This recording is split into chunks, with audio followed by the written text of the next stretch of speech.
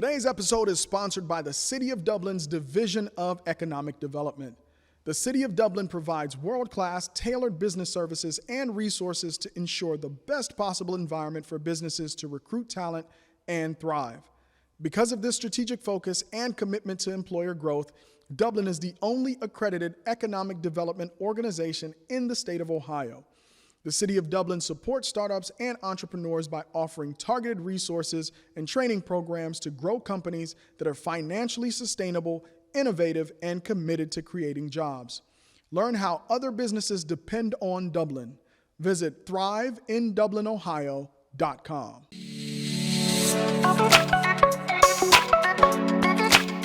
614 Startups Nation, welcome to another episode of the 614 Startups Podcast. My name is Elio Harmon, your host, and I'm here with a very special guest, Teri Sirset of DASI Simulations. Welcome to the show, Teri. Thank you. Nice to be here.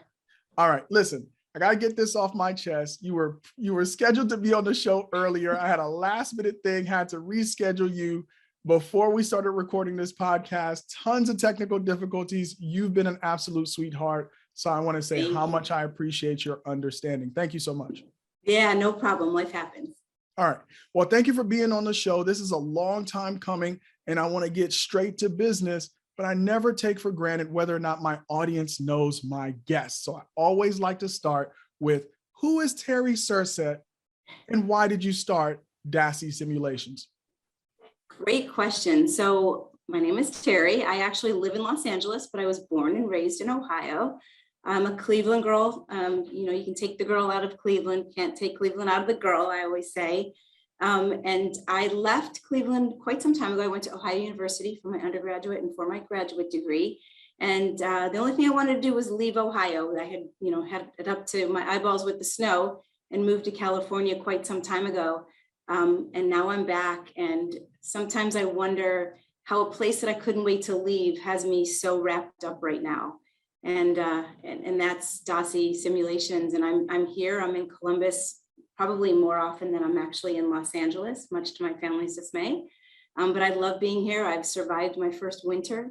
We bought a house.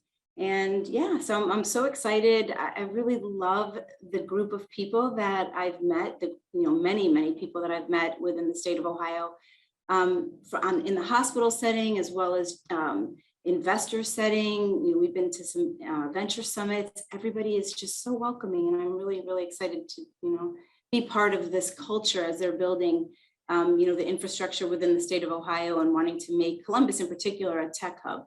So DASI is technology. We're considered a med tech company. And my daughter went to Ohio State, and she graduated in 2018. So I've been a Buckeye, born and raised my whole entire life. So of course, it was only natural that she went to Ohio State. And I happened to be at a convention actually in San Diego, and Dr. DASI was passing by the table that I was exhibiting with a different company. And I was so excited because my daughter Taylor had just graduated, and he was with some students. He was a professor at Ohio State at the time, and they had their Ohio State backpacks. And I was, crazy because I love Ohio State. And I pulled them over and I was sharing with them what I had that I was marketing at the time. And Dr. DASI felt that I worked for a simulation company then. The products that I had were silicone vessels. And so it was also a form of simulation, but not like what we're doing right now. And so Ohio State actually purchased some of the products that I was exhibiting, and Prasad used those vessels to create the technology that we licensed 2 years later. And so it was very serendipitous. I was enamored by Dr. DASI. He's probably one of the most intelligent people I've ever met. And his technology saves the lives of patients that need to undergo structural heart surgery. And my father had passed away from complications of structural heart surgery. So again, very serendipitous, the fact that he was from Ohio State, his technology was from Ohio State, my daughter graduated from Ohio State, and my dad graduated from Ohio State. So it's really personal technology for me. And a year later, I came to just say thank you to him for, allowing me to, be part of what it was that he was doing in his lab. And he was very excited to show me the output from what he had been doing over the course of the last year. and he showed me the technology. It was computer simulation based. We use AI and machine learning. And he had a little twinkle in his eye, and he shared with me that he would really like to take this technology to market, and would I think about possibly, doing it with him. So I have been in medical device sales, new business development, all within medical and medical device for over 25 years. So he had something great, and I have the sales set to be able to help him bring it to market. So the synergy was just really great between the two of us. So he calls me, or we call each other, our partners in crime. Yeah, that's wonderful. And that's a great story, right? Finding a product that you can get excited about, finding a co-founder, business partner that you're excited about working with, having shared values. I think that's a formula for success. I love definitions though. So you said you were working on simulations, but they were a different kind of simulation. Let's talk about how simulation is defined by DASI.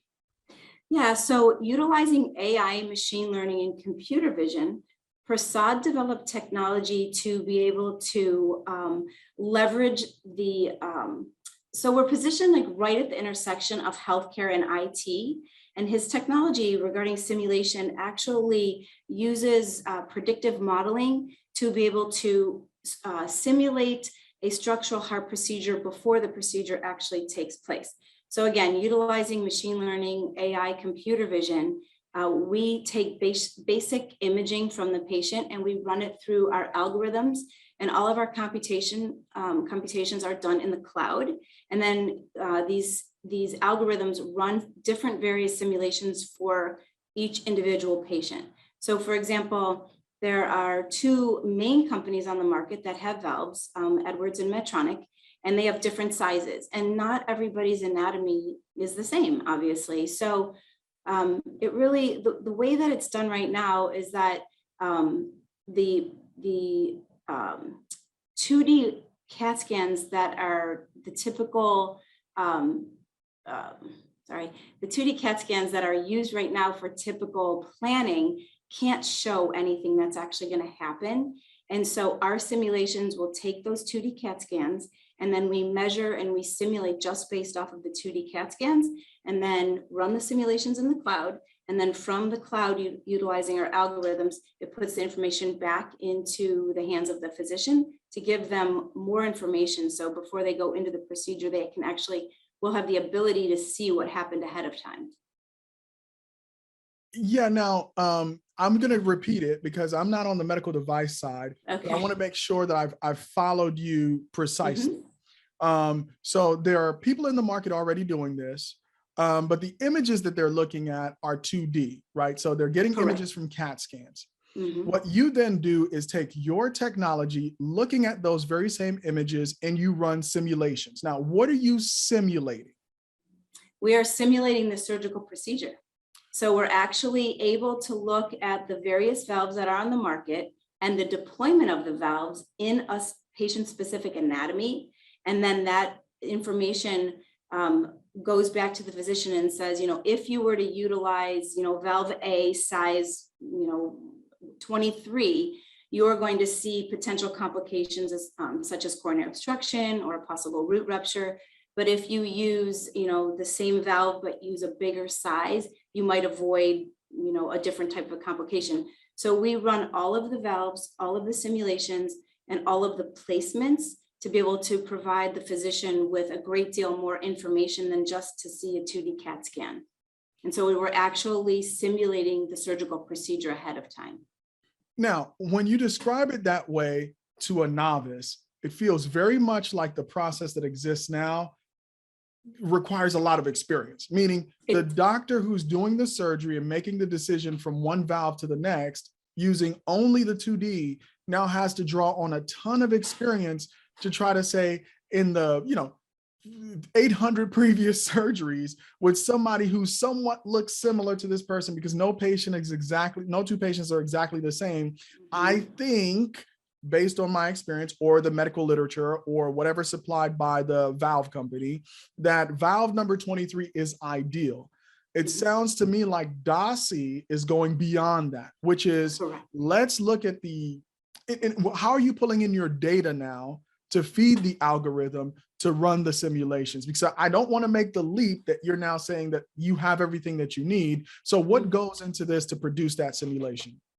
Right. So the patient will go in. So let's go back to the beginning. The patient is diagnosed with aortic stenosis and they have a choice. The choice can be that they go down the surgical route where they have a sternotomy, and it's a very invasive procedure where they open the chest completely from the sternum to the stomach.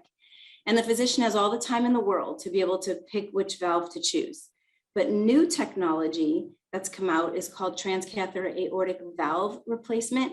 And that is less invasive. It goes through the groin. And patients are younger and they're wanting to have that type of surgery because they don't have as much downtime. But the problem with that surgery is that you can't ever fully understand the interaction of the patient's anatomy and that valve once it's deployed, because every patient is different and individual. So something that would work for me might not work for you. So I apologize, I forgot your initial question. No, it's okay. I was taking a big leap, Okay. which is that DASI through simulations can aid the physician Correct. in choosing the right valve. And the physician now depends primarily on experience. However, what is DASI using to inform the simulations where you're reliably making recommendations that the physician can now trust? I didn't want to make the jump and say, oh, that's what you guys are doing, because that information needs to come from somewhere. It does. And so because it's machine learning and it's AI, we're constantly getting smarter. The machines are constantly getting smarter. So based on databases that Prasad has used from 2015 until present, every patient that goes into the system, the machine learns from it. It just gets smarter and smarter. So it takes that patient's CAT scan and then we do measurements. So it's a 3-step process. We make a 3D rendering and measure. And then from that 3D rendering, it goes into the cloud-based simulations. And those simulations use proprietary algorithms, and they run and look for different possible complications like coronary obstruction, root rupture, thrombosis, permanent pacemaker, and they'll run those against every valve and every size in the market and how they're placed. So it's not just about the selection of the valve, it's about how the valve is placed within that particular patient's anatomy. And then based on that, we form, we aggregate the data and we form a nice, compilation in a 3D PowerPoint. Eventually we'll have an app as we grow, but we give this information to the physician. So you're right, now when they're looking in their heart team meetings, they're looking at the patient's 2D CAT scan. It was measured already by somebody in-house, but they can now compare it against additional information that we've provided to them to be on the lookout. We're in FDA approval mode right now, so we're not saying that we can definitively tell them to select valve A, B, or C, but we're giving them additional information that they didn't have before, so that they're able to look through each of the different scenarios to see, well, if I did choose valve A size 23, I might have a risk for a coronary obstruction, which generally results in death. Or maybe if I choose a different valve and I place it differently, then I can avoid that particular complication. So that's why when we say we're saving lives, we truly are saving lives. And our team of engineers is able to probably on a weekly basis identify a fatal complication that otherwise could have been just awful in the OR for them.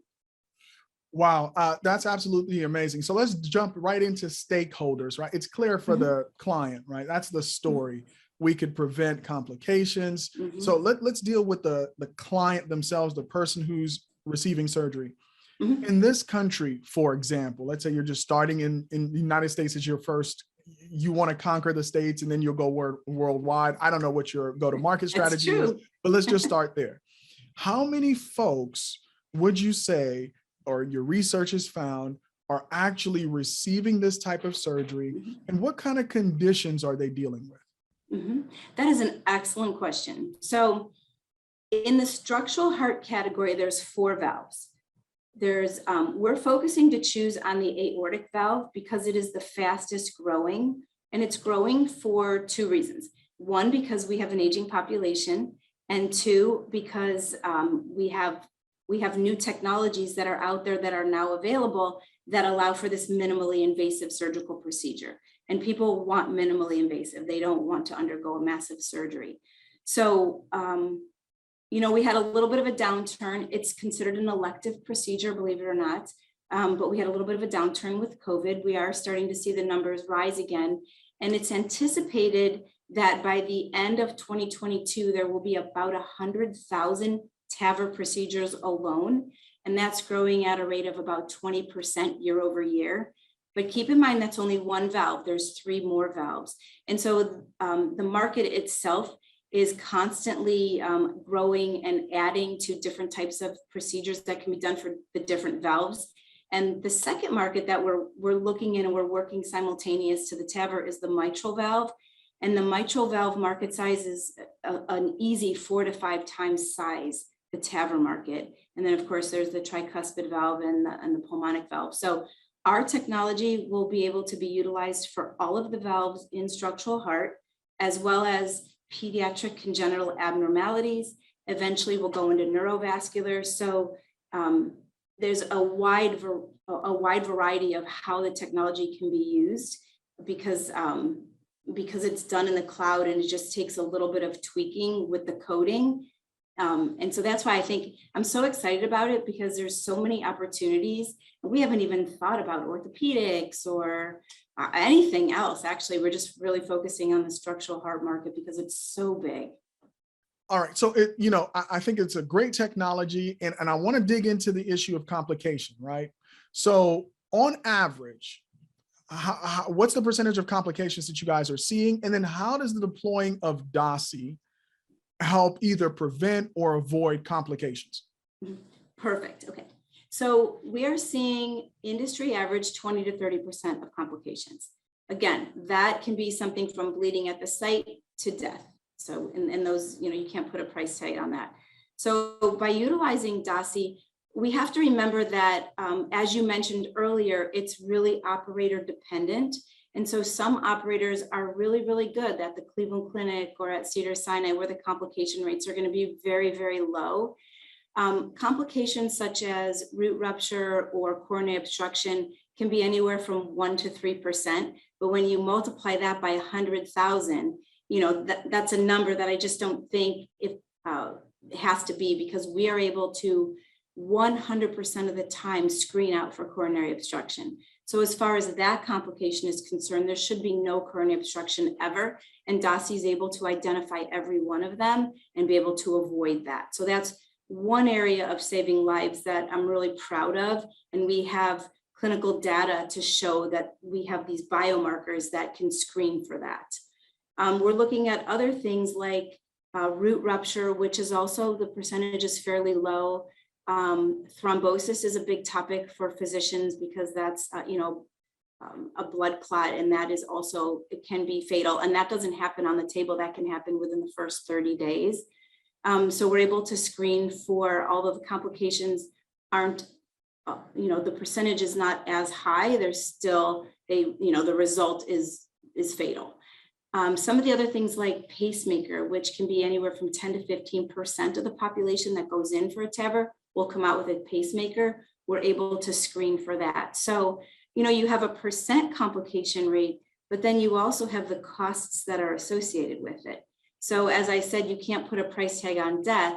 If you were to look at something like a permanent pacemaker, that is a $15,000 procedure added on top, right? So we're trying to save the hospital costs. We're trying to decrease complications for the patients and provide the family members, with hope that the surgery is safer and has been looked at ahead of time. And then we're making these already really good physicians better with the hopes that the centers that aren't as big, and by aren't as big, I'm saying that there are some centers across the United States that do 50 procedures, and there's some centers across the United States that will do 850 procedures. So obviously the centers that are doing more have a far less complication rate, but the ones that don't, the operators are relying on their experience and their training, and that can create errors in and of itself, right? But I think you would find that even the most proficient operators will still have complications And because again, it goes back to, you can never tell that interaction without physically seeing it. It's a crapshoot, I believe, every time they go in without having visually seen what the possibilities are. So DASI is able to mitigate a lot of risks with the technology by actually, looking at it ahead of time. Yeah, makes a ton of sense. And being a guy who also in his other job works in healthcare, I can relate. How many right? jobs do you have? Yeah, complications, risk mitigation, avoidable hospitalizations, preventing complications, all of that are all terms that I deal with on a day-to-day basis. So I'm sold on the tech, but we're going to take a quick break and come back. And so you could sell me on the company. All right, folks, I'm going to continue my conversation with Teri Sirset of DASI Simulations right after this break. This episode is brought to you by Rev1. Rev1's mission is to help entrepreneurs build great companies. As you navigate the waters of business entrepreneurship, you don't have to go it alone. A strategic partnership with Rev1 connects innovators to the talent, customers, space, and funding you need when you need it. Get started with Rev1 Startup Studio by visiting rev1ventures.com to learn more. Again, the website is rev1ventures.com. This episode is brought to you by KJK. Tired of the billable hour? KJK has a solution. The KJK GC Advantage program offers businesses comprehensive legal services in the areas of employment, corporate services, real estate, trademark, intellectual property, and estate planning, all for a set monthly fee. KJK serves as their clients' partners in business, not just their lawyers. Along with cost certainty and predictability, the KJK GC Advantage program gives clients peace of mind, knowing their projects will be handled quickly and efficiently, maximizing the return on investment on their legal spend. So don't go it alone, let KJK help. Learn more by visiting kjk.com. 614 Startups Nation, welcome back. Thank you so much for hanging in here. I'm continuing my conversation with Teri Sirset of DASI Simulations. All right, Teri, we got the tech out of the way. Now we got to talk about business fundamentals. All right, so beyond the tech, what are you focused on to make DASI a successful company? That is such a great question. So if you've ever heard me present, which I've been presenting pretty often lately, I'm really big on two things. The first thing is building the infrastructure of the company. So when Prasad and I started the company, it was just like what I'm seeing on the Zoom call today. Me and him, just two little boxes. We built the company and started it in December of 2019, right at the beginning of COVID. And so we built the whole infrastructure from where the company is from then to now on Zoom, which is really crazy if you think about building an entire company over Zoom. So in May of 2021, we were able to open an office, and our office was at Rev1 Ventures, and we had a little room, and we had 3 people, and then we had 4 people. So I'm really big on building that infrastructure and making sure that the infrastructure and the foundation is solid. And by that, I mean that we're building the right culture, we have the right people, we're training the team on the technology. We're cross-training so that somebody that is interested in sales is able to learn the technology and at least learn it to the ability that they can. They're not engineers, obviously. So culture is a really big thing for us as an entire company. And we're an Ohio-based company. I love to hire people that are from Ohio. I love the students that come out of Ohio State, Ohio Northern, Ohio University, just all over the state of Ohio in general, because they're such bright young minds. And I love to be around that. So that's, as we move forward, I'm looking out at the office right now.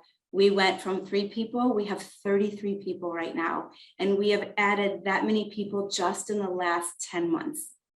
And so I'm so proud of that, because people are taking a chance on me, and they're taking a chance on Prasad and the technology and just everything that DASI stands for. And I mentioned earlier, one engineer catches a coronary obstruction or a root rupture every single week, and the look on their face, they know that they've just saved a life.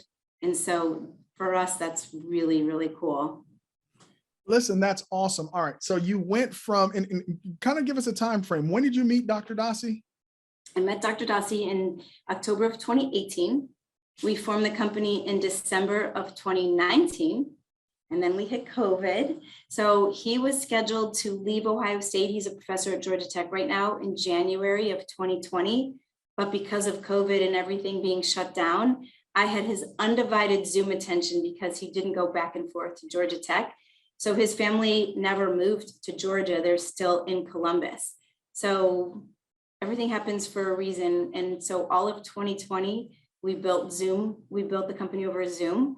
I twisted my sister's arm, her name is Anne, to come on board and kind of help keep us sane. And the three of us just worked tirelessly on grants and all kinds of other things to build that infrastructure that I was talking about. But as soon as we were able to start thinking about getting off of Zoom and into a physical building, we took up a room with Rev 1 in May of 2021. We hired a COO. That was a recommendation from Rev 1, and then we just started growing from there. We have engineers, we have salespeople now, we have clinical account managers. So just in the last 10 months. All right, now, is this your first business? This is my first, yes and no. So the company that I was at before, where I said it was a simulation company also, I feel like was really small potatoes compared to this. It was me and one other person. And, I had an idea that we should do a simulation company because there was one other one in the market and they had the whole market. And I thought, why not have somebody else in the market? But then this opportunity came along, and it was just ironic that it was also in simulation. And I knew, I don't even know how I knew, but I knew that there was something about this technology and why it was so personal to me, and the relationship that was built instantaneously with Prasad. I just knew that it would be successful. It was just a great mix. All right. Now, you recognize the difference between the business that you had before and this business. I'm always interested in also the mindset shift necessary to go from building a small business, let's call it that, to building a startup. What do you think has been most transformative for you over the last 2.5 years as you've transitioned to that, to now running a company with over 30 employees? What has been kind of the biggest mindset shift necessary to keep you on the right track as a founder? So, for me personally, it was confidence. I had worked pretty much alone. In sales, it's a pretty lonely job when you're a sales rep, sales manager. You're out there in the field, interacting obviously with customers, but you need to have the mindset that you have to be self-motivated. You have to get up and get out every day if you want to be successful and make money, etc. So I've always been very motivated. I've always been a self-starter. And I sort of feel retrospectively that I was dabbling a little bit in the company before. And I'm thankful for it because I was able to learn about the FDA and learn about what it would take to do a QA/QM program and from the ground up, etc. That company had a product, so it wasn't technology. We're a SaaS-based company with DASI Simulations, which is also quite different and very cool in and of itself. But for me, I really felt like I had imposter syndrome when I started this company because I was not a CEO. I didn't have that kind of a background. And while I have a master's degree, it's very different when you're on the sales side and and I also have management experience. So I had a lot of what was necessary to run a company, but also some of it I didn't have. And so for me, it was just building the confidence within myself to be able to take this vision that Prasad and I had and execute on it and not feel like, I jokingly one time said I felt like I had, like my mom's clothes and big shoes on, and I was just stomping around like a little girl, not knowing what I was doing. But the personal growth that I've experienced in the last 2 years has been unbelievable. And, I can attribute that to having an incredible partner, co-founder, and an amazing team that we really work to build each other up and to give confidence on a daily basis. And I think also I have to give a lot of credit to Rev 1 because they put me through so many learning labs. And without that help, I probably would be floundering a little bit, but they really prepared me for, great success. Yeah, Rev One, they're great friends of the show. I've been through Customer Learning Lab, so I know your pain. All right. It almost makes you want to quit, right? Because they really push you and make you They dig do. and do your research and understand your market, understand your customer and your value proposition and all of that. So big shout out to the folks over at Rev One. All right. I love the fact that you shared what your journey has been like and this feeling of being an imposter. One of the objectives of this show is no matter how big a founder is when they come on the show, or, I don't even want to describe it as small, maybe they're just starting out, is always to humanize them. I think a lot of people watch a lot of shows and everybody is a superhero, like, oh yeah, I knew this business was going to work, whatever. And so I want to go kind of into that, digging in a little bit. Sure. What has been the toughest moment when you think back of building this company? What was that moment where you're like, is this even what I'm supposed to be doing right now? Have you had one of those moments? Oh my, yes. And it's so big. And I'm sure there's going to be other female CEOs and female founders, entrepreneurs that are going to really relate to this. So back early on when I had imposter syndrome and we were beginning fundraising, I had a little bit of fundraising experience with my previous company, but nothing like what I knew I was going to, need to do for this company. And that was a really big learning experience for me, being in a predominantly male field such as medtech, and then going out into another predominantly male field of fundraising and trying and working with VCs and angel groups, etc. So early on, we had management had invested, and I could see that runway was was fast approaching. And so I started to go out and work with some angel networks. And one of the first calls that I had was with an investor that said that by being in this position, I was single-handedly devaluing the company because I was female, which was unbelievable that in today's day and age, I would actually hear that and physically feel that, just it was the craziest feeling I've ever experienced in my entire career. And so they were going to give $250,000, which at the time I had maybe 2 employees. And I was really worried. I had their fate, their future on my shoulders. And I thought, wow, like, do I walk away from money, or do I stand up to this bully? And I consulted with Rev One and with some other, personal friends in the industry. And they told me, and I'll never forget this, that not all money is good money. And I think that was one of the hardest things that I've ever had to learn, was to walk away from money when I knew that it was needed. And I did. And it took me probably a month and a half to get over the feeling of not just being, just mortified, but that I would have to go through that in the first place, but knowing that I walked away and I was really taking a leap of faith that other money would come in that would be good money. And it did. And it came in so fast and with such great people within the state of Ohio. Most of our funding, it's on a note, and most of our funding is from individuals within the state that have been so supportive. Well, listen, thank you so much for sharing that story. I'm a guy, and so no offense. No offense taken, because I know I'm not going to be in that tell-all book when it comes out. All right, but I'm just saying that sometimes when your lived reality does not match someone else's, it's hard to fathom that you would actually have somebody tell you that in a professional setting, right? I know, right? I have similar stories. Let me not say stories, but I have a story that comes to mind right now when I work in healthcare, and because I work with seniors, of some comments that have been made. I'm like, is that comment being made out loud right now? Like how much it takes you aback. And so I appreciate your authenticity and being able to share that. But this is an ultimate segue, unplanned, before the break, into what's next for DASI, because I understand that you're back on the road raising capital. All right. So folks, thank you so much for hanging out with us.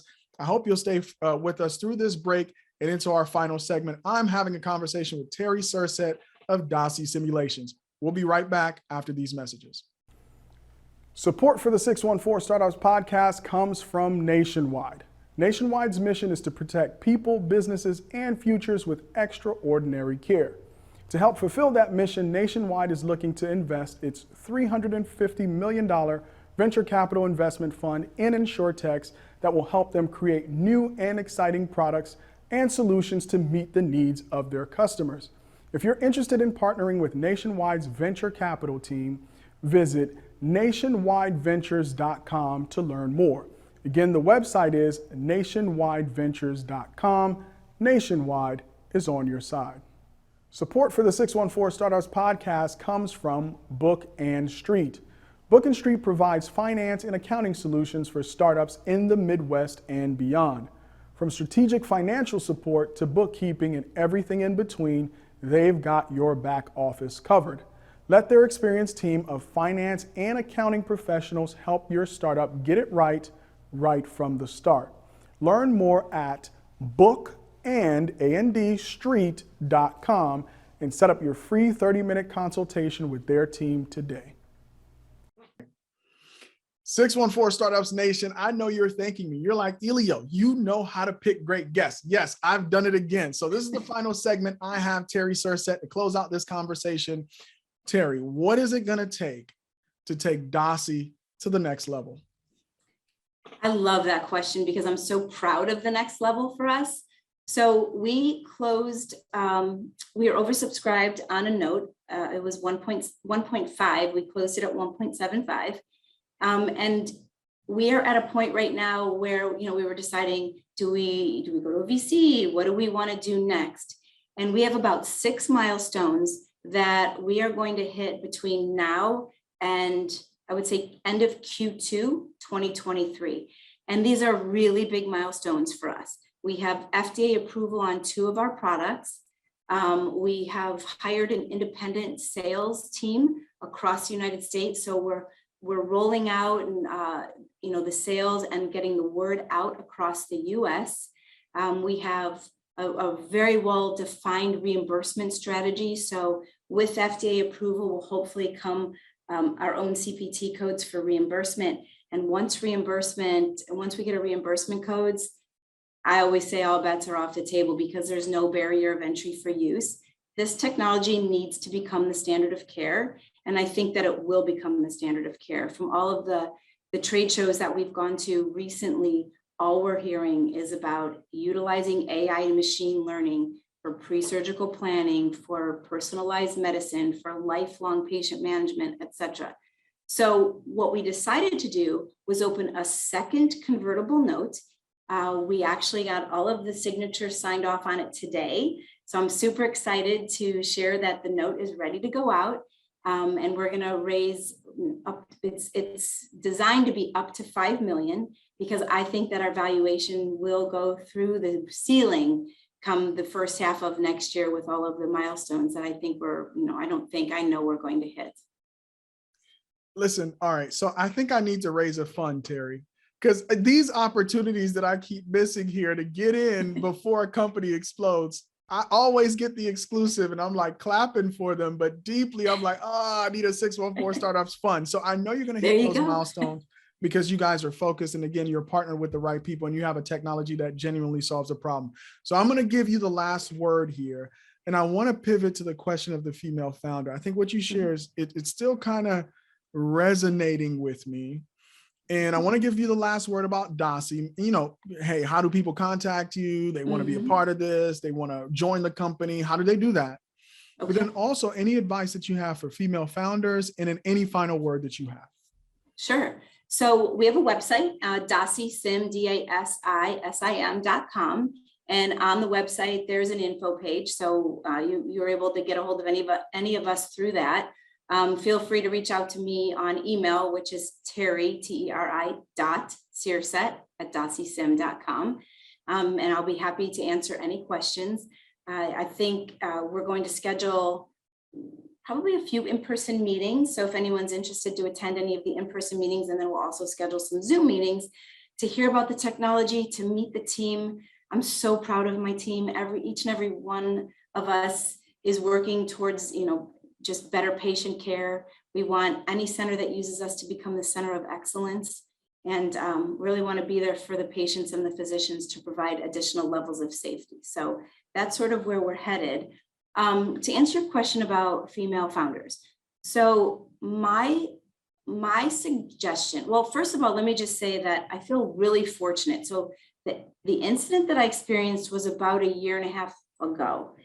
And I feel that just within this last year and a half, things are changing for women so much in the world of fundraising. And I was really, really fortunate to get involved with a company called Ad Astra Ventures out in San Diego. And I've gone through boot camps. So I would suggest, if you're a female founder and you haven't gone through a boot camp from an incubator or someone like a Rev One, to really try to reach out and see what's out there for women. I was also nominated, and I just joined a women's business league for women in healthcare. And I haven't even started it yet, but so many women have reached out to me on LinkedIn, just wanting to get to know me and connect, which I think is also great. And then kind of looking around in your area to see what other women's groups are out there. Really, really networking. I'm really trying to network here in Columbus and in Cleveland to get to know other women that are feeling and doing the same thing. But the one thing I found on that boot camp was that I am not alone. There are so many women out there with incredible ideas, not just in med tech, but fashion and all across different types of things that they're starting businesses on.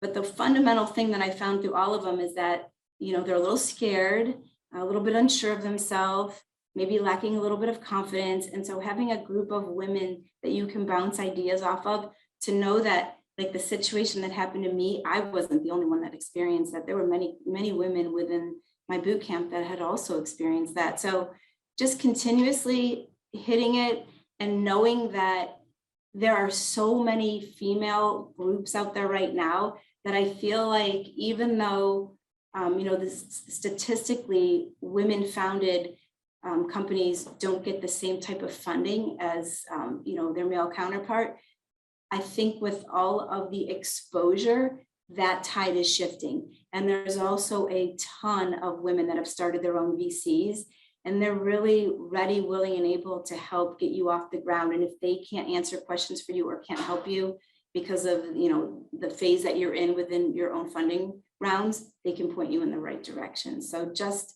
don't give up. Not all money is good money, and don't be afraid to walk away if you have to, would be my strong recommendations to other female founders.